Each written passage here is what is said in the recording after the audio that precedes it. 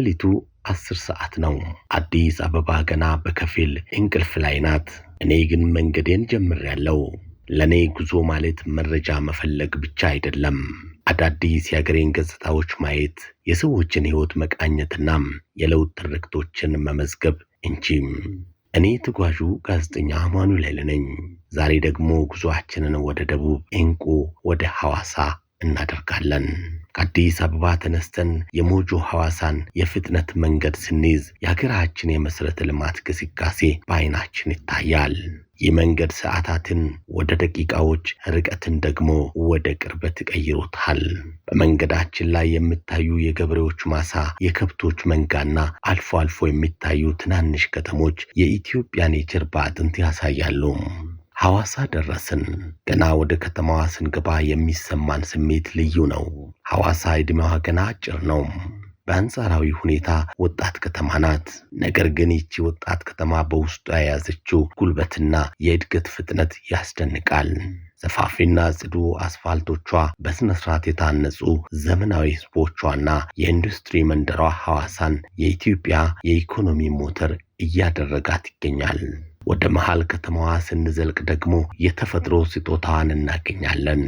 ሐዋሳ ሐይቅ የከተማዋ ልብ፣ የነዋሪዎቿ መተንፈሻ ነው።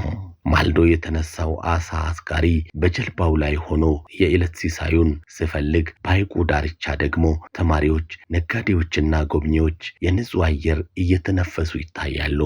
ሐዋሳ ለምን የቱሪስት መዳረሻ እንደሆነች ለመረዳት የሐይቁን መረጋጋት ማየት ብቻ በቂ ነው።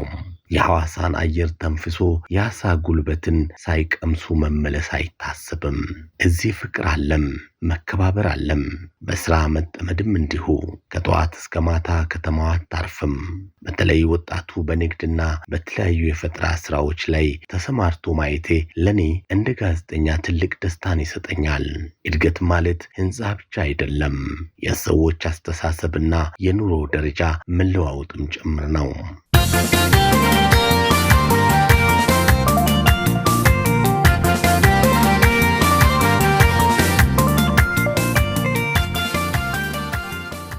ዛሬ ሐዋሳን ባጭሩ ተመልክተናታል።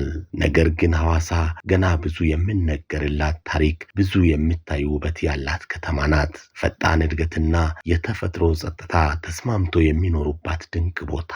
እኔ ተጓዡ ጋዜጠኛ ነኝ። የዛሬው የጉዞ ማስታወሻ እዚህ ላይ ያበቃል። በቀጣይ በሌላ የሀገራችን ክፍል በሌላ አዲስ ሐሳብ እስክንገናኝ ድረስ ደህና ሰንብቱልኝ። ይህንን ቪዲዮ ከወደዳችሁት ላይክ ማድረጋችሁንና ለሌሎች እንዲደርስ ሼር ማድረጋችሁን አትርሱም። ለቻናላችን አዲስ ከሆናችሁ ደግሞ ሰብስክራይብ በማድረግ አብራችሁን ተጓዙ።